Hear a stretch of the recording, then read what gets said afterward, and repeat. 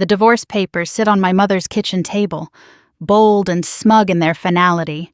Full custody to him. Alimony payments that will bleed me dry.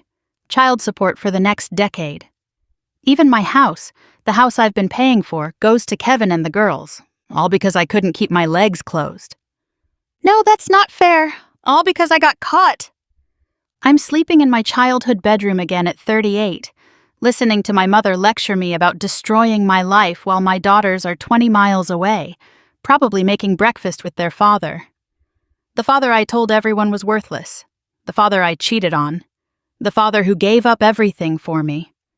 God, when did I become such a cliché? It started 5 years ago when Dad died, a heart attack at his desk, working on purchase orders for the family printing business.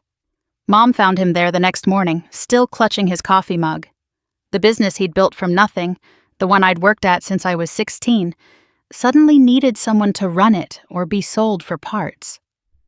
I can do it, I told Mom at the funeral. Dad taught me everything. Kevin supported me completely. Of course he did. That's who Kevin was, supportive, loving, selfless to a fault. He was making 3 times what I was at his corporate job, a regional manager position he'd earned at 28. Our daughters, Sophia and Emma, were 5 and 3 then. We'd been juggling daycare and schedules and sick days like every other working couple. But what about the girls? He asked when I told him I'd need to be at the company constantly to keep it afloat. We'll figure it out, I said. We always do. Except we both knew there was only one solution. The company needed me there 60 hours a week minimum. Someone had to be home for the girls. And since I'd be making more money running the business than he made at his job, I'll quit, he said simply. I'll stay home with them. I should have said no. Should have sold the business, taken whatever we could get. Should have seen the writing on the wall. But I was grieving and desperate to keep my father's legacy alive, and Kevin seemed so sure it would work. For a while it did. I threw myself into the business, and within 6 months I'd not only saved it but expanded it. Landed 3 major contracts Dad had been chasing for years, hired new staff, modernized our equipment. My salary tripled, then quadrupled. Mom made me an equal partner, and suddenly I was bringing home more money than Kevin and I had ever dreamed of. Meanwhile, Kevin transformed into Super Dad. The house was always clean, dinner was always ready, the girls were thriving. Sophia reading above grade level, Emma potty trained earlier than any of her daycare friends had been. He joined the PTA, volunteered at their schools, knew every other mom in our neighborhood. That's when the resentment started. Not all at once, but slowly, like water wearing away stone. I'd come home after 12-hour days to find him in an apron, telling me about playground drama and grocery store sales. He'd gained weight, not much, but enough that his corporate swagger had been replaced by a dad-bod softness. His work friends stopped calling. His LinkedIn gathered dust. He was just Kevin, the stay-at-home dad. "How was your day?" he'd ask, massaging my shoulders while I ate whatever gourmet meal he'd prepared. "Exhausting," I'd say. "We're bidding on the city contract. If we get it, we'll need to hire 20 more people." "That's amazing, honey." "Oh, Emma drew you a picture today. Want to see?" And I'd look at this man who used to strategize million-dollar deals, getting excited about finger paintings, and something inside me would curdle. The sex was the first thing to go. I was tired, stressed, and never in the mood. He'd try to initiate, and I'd see his soft stomach and his eager puppy dog eyes, and feel nothing but a wave of irritation. When was the last time he'd worn a suit? When was the last time he'd talked about anything besides the kids? "Maybe if you got a job again," I said one night after rejecting him for the 100th time. "Part-time, something to get you out of the house." His face fell. "I thought we agreed this was best for the girls." "It's been 3 years, Kevin." They're in school now. For 6 hours a day. Someone still needs to be here when they get home, take them to activities, help with homework. Other people manage. Other people aren't us. This is working. The girls are happy. We're financially secure. Why would we change that? Because I'm not attracted to you anymore, I wanted to scream. Because when I see you in that stupid apron, I want to run. Because Tyler at work looks at me like I'm a goddess, not a paycheck. Tyler, 29, fresh out of his MBA program, hungry to prove himself. I'd hired him to run our digital marketing division, and he was brilliant. Sharp, ambitious, always impeccably dressed. Everything Kevin used to be. It started with late nights at the office. Strategy sessions that ran past midnight. His hand on my lower back as he guided me to the conference room. The way he'd lean over my shoulder to look at spreadsheets, his cologne making me dizzy. "You're incredible," he said one night after we'd landed a massive contract. "The way you run this place, it's sexy as hell." When was the last time Kevin had called me sexy? When was the last time anyone had looked at me with such naked want? The first kiss happened in my office. We'd been reviewing quarterly projections, and I'd mentioned needing to get home to help with the girls' science fair projects. "Science fair?" Tyler laughed. "Doesn't your house husband handle that stuff?" "He's not a house husband," I said automatically, then wondered why I was defending Kevin. "Right, stay-at-home dad, same thing." Tyler moved closer, his voice dropping. "Must be emasculating having his wife pay for everything while he plays Martha Stewart." "That's not—" But I stopped, because wasn't that exactly what I'd been thinking? "You need a real man," Tyler said, his hand finding my waist. "Someone who matches your energy. Your ambition." The kiss was electric. Wrong, but electric. When we finally broke apart, I was breathless, my lipstick smeared. "This can't happen again," I said. But it did happen again the next night, and the night after that. The first time we had sex was in a hotel during a business trip that was really just an excuse to be alone. The guilt lasted about 5 minutes before being washed away by the intoxication of feeling desired again. It was a Thursday afternoon when I told Kevin I needed to visit our Jacksonville vendor. A lie that came so easily it scared me. Tyler had already booked the Ritz-Carlton, said I deserved luxury, like that made adultery elegant. "How long will you be gone?" Kevin asked, Emma on his hip while he stirred something on the stove. "Just overnight, back tomorrow evening. Sophia has her recital tomorrow at 6, the one she's been practicing for all month?" I'd forgotten. Of course I had. "I'll try to make it back." His face fell slightly. "She'll be heartbroken if you miss it." "I said I'll try." My voice came out sharper than intended. "This is important, Kevin. Some of us have real responsibilities." He flinched but said nothing, just turned back to dinner while Emma babbled about her day. I should have felt guilty. Instead, I felt irritated that he was trying to make me feel guilty. The hotel was everything Kevin and I could never afford when we were both working. Champagne waiting in the room, rose petals that Tyler had arranged. He was already there when I arrived, lounging in a chair like he owned the place. "There's my CEO," he said, pulling me onto his lap. "Leave the husband at home with his dish soap?" I laughed, hating myself a little, but not enough to stop. He's making some kind of organic something for the girls. Probably wearing that ridiculous apron they got him for Father's Day. The one that says Dad's Kitchen? Tyler had seen it when he'd picked me up for a client dinner once. "Christ, how do you stand it?" "I don't," I said, and meant it. That night, I turned off my phone. Missed 16 calls from Kevin. Missed the video Sophia's teacher sent of her recital. Missed my daughter looking for me in the audience, her face falling when she realized I wasn't there. When I got home the next evening, Sophia wouldn't talk to me. "Daddy said you had important work," she said quietly, not meeting my eyes. "I did, sweetheart." "I'm sorry I missed your recital." "It's okay," she lied. "Daddy recorded it." Kevin didn't say anything about my absence, just served dinner and helped the girls with homework while I checked emails.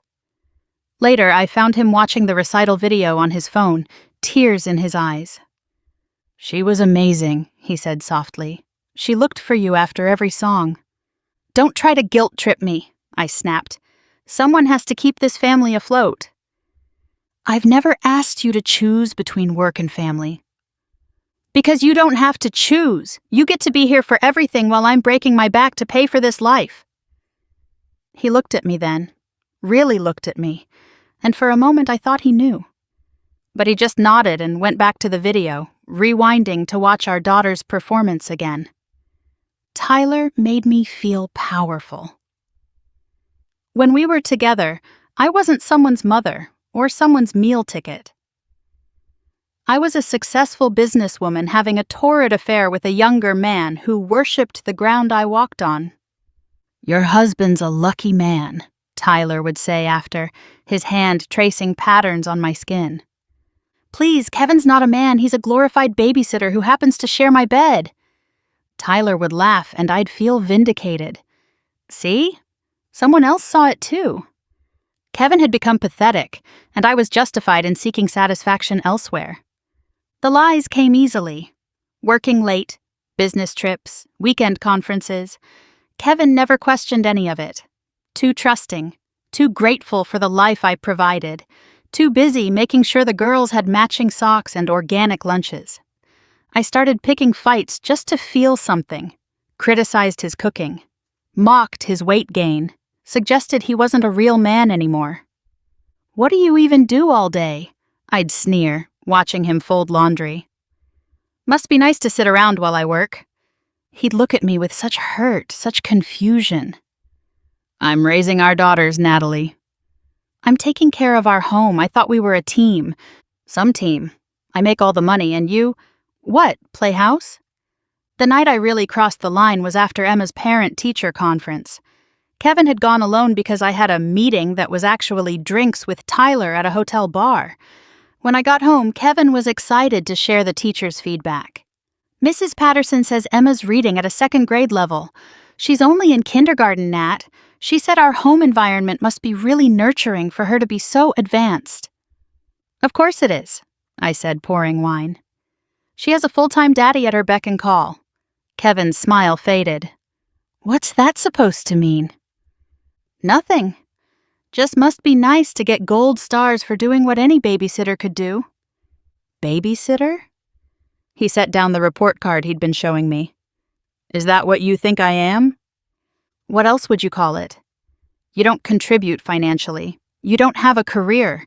You're a glorified nanny who happens to share my bed." "I gave up my career for this family." "For you." "No one asked you to become this." I gestured at him with disgust. "This house husband playing pretend while I carry us." That night, Kevin slept in the guest room. The girls noticed at breakfast. "Why didn't Daddy sleep in your room?" Sophia asked.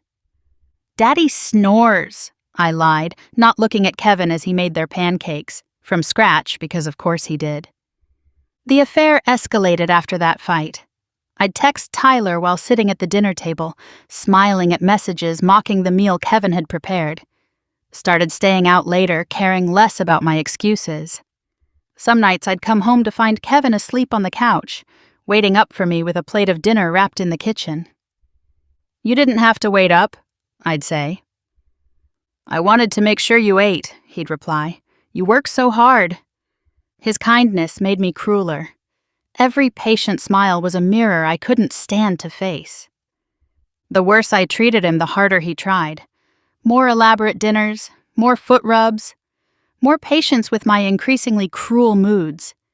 It made me despise him more. Where was his backbone? Why didn't he fight back? Tyler and I got careless, started sexting during the day, sending explicit videos, making plans in writing instead of being smart about it.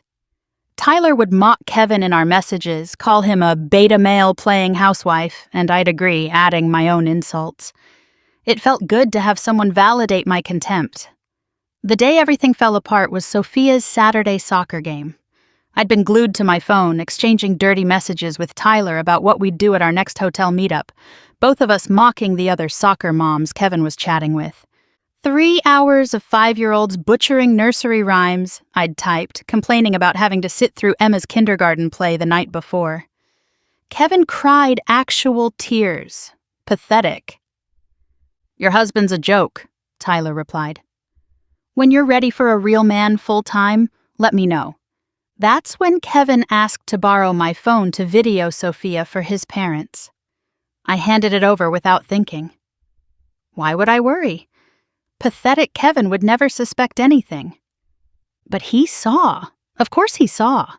Tyler's timing was impeccable, sending another message right as Kevin was recording our daughter, a message that revealed everything: the affair, the mockery, the contempt I felt for the man who'd given up his career for our family. The ride home was silent. That night he tried to talk to me and I brushed him off. When he wouldn't have sex with me, the first time I'd initiated in months, I exploded. Called him names, told him to sleep on the couch, still had no idea he knew. He played it perfectly. Consulted a lawyer before I even knew he was considering divorce. Gathered evidence, documented my absences, my affair, my verbal abuse, built an airtight case while I thought I was getting away with everything. When I got served at work, in front of everyone, I thought it was a mistake, some kind of cruel joke. Kevin would never leave me. Kevin needed me. I paid for everything. The process server walked right into our Monday morning meeting. Natalie Foster? Yes, I said, confused. You've been served. He handed me the envelope and walked out. 20 employees watched as I opened it. My hands shook as I read the words: petition for dissolution of marriage, custody, alimony, asset division. Everything okay? Tyler asked from across the conference table, his voice carefully neutral. He'd been distant since word got out about the divorce filing. I need to... I stood up too fast, knocking over my coffee. The brown liquid spread across the quarterly reports, ruining everything it touched. How fitting. I locked myself in my office and called Kevin 17 times. Straight to voicemail. Called the house, no answer. Finally tried his mother in Columbus.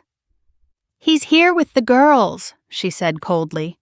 And before you ask, no, you can't speak to them. They're my daughters. You can't. Actually, Natalie, we can. Kevin has an emergency custody order. Given your adultery and absence from their lives, the judge agreed they need stability. His lawyer planned this, I hissed. That manipulative... The only manipulative person here is you. Kevin gave up everything for your family, and you threw him away like garbage. Well, guess what? The garbage man came, and now you're going to pay. She hung up. My mother-in-law, who'd baked cookies with me, who'd called me the daughter she never had, who'd cried at our wedding, she'd chosen sides. Of course she had. The humiliation at work was immediate. Within hours, everyone knew. The woman who'd inherited Daddy's business and couldn't keep her legs closed. The boss who'd been banging the marketing director while her husband raised her kids. Tyler resigned that afternoon. Didn't even have the courage to tell me in person. Just an email citing new opportunities. I found out later he'd been interviewing for months, using our relationship as leverage. I managed strategic initiatives for the CEO, he'd told prospective employers. Let them draw their own conclusions about what kind of initiatives. Except that was exactly why I was screwed. The lawyer explained it to me in brutal detail. I was the primary breadwinner who'd convinced my spouse to give up his career. I'd committed adultery. I'd been absent from my children's lives. I'd created a hostile home environment. In the eyes of the court, I was the stereotypical deadbeat husband, and Kevin was the long-suffering wife who'd sacrificed everything for her family. The judge will crucify you, my lawyer said bluntly. Take whatever settlement he offers. The settlement was brutal. Kevin got primary custody. I see the girls every other weekend. He got the house, with me paying the mortgage until the girls turn 18. Alimony that takes 40% of my income. Child support on top of that. Even money for him to go back to school, since his career had been derailed by our arrangement. This is insane, I screamed at my lawyer. I'm their mother. Mothers don't lose custody. Mothers who abandon their families for affairs do, she replied coldly. You're lucky he's not pressing for supervised visitation only. Tyler dumped me the day after the divorce news spread through the company. Turns out he wasn't interested in a middle-aged woman with baggage and financial obligations. He'd been using me for advancement, and now I was toxic to his career. The business is suffering. I can't focus. I'm living with my mother, who alternates between sympathy and disgust. My daughters cry when weekend visits end, begging to stay with Daddy. They barely know me anymore. I'm the woman who shows up twice a month with guilt presents, trying to cram motherhood into 48-hour segments. Last weekend was particularly brutal. I'd promised to take the girls to the zoo, something special, just the three of us. But Tyler had texted the night before. He was in town for a conference, staying at the same Ritz where we'd had our first night together. "For old time's sake," he'd written. I told myself I'd just meet him for a drink. Closure, I called it. But I knew I was lying. I dropped the girls at Kevin's 2 hours early. "I thought we were going to the zoo," Sophia said, her face crumpling. "Something came up at work, sweetheart." "We'll go next time." "You always say next time," Emma whispered. Kevin didn't say anything, just gathered the girls' overnight bags with that same patient expression he'd worn throughout our marriage. But I saw Sophia whisper something to him, saw his jaw tighten as he nodded. Tyler wasn't even apologetic when I showed up. "Knew you'd come," he said, already 3 drinks in. "You always were predictable." The sex was mechanical, desperate. Afterward, he mentioned his new girlfriend, another executive, someone more age-appropriate and less complicated. I was a booty call, a pathetic 40-something woman clinging to a man who'd used her and discarded her. When I picked up the girls Sunday evening, they were subdued. Kevin had taken them to the zoo himself, Sophia informed me. They'd seen the new baby elephants and had ice cream, and Daddy had let them ride the carousel twice. "We had the best day," Emma said. "Daddy said maybe you can come next time if you're not too busy." The casual cruelty of it, Kevin being the bigger person while highlighting my failures, cut deep. But what destroyed me was finding the card in Sophia's backpack. A Father's Day card she'd made at school, 2 months late because Father's Day had passed while she was in camp. "To the best Daddy," it read in her careful handwriting. "Thank you for always being there, for making the best pancakes, for helping with homework, for never missing my games, for the hugs when I'm sad. You're my hero. Love, Sophia." At the bottom, in smaller letters, "P.S. I wish Mommy could see how amazing you are too." I sobbed in my car for an hour. Kevin's thriving. He enrolled in an executive MBA program with the education money from the settlement. Got back in shape. I stalked his LinkedIn last week and saw he's already getting job offers for when he graduates. The girls are still excelling in school. He's dating someone. A pediatrician who apparently adores the girls and respects what a devoted father he is. "You had everything," my mother said last night over wine. "A husband who loved you. Beautiful daughters. A successful business. Why did you throw it all away?"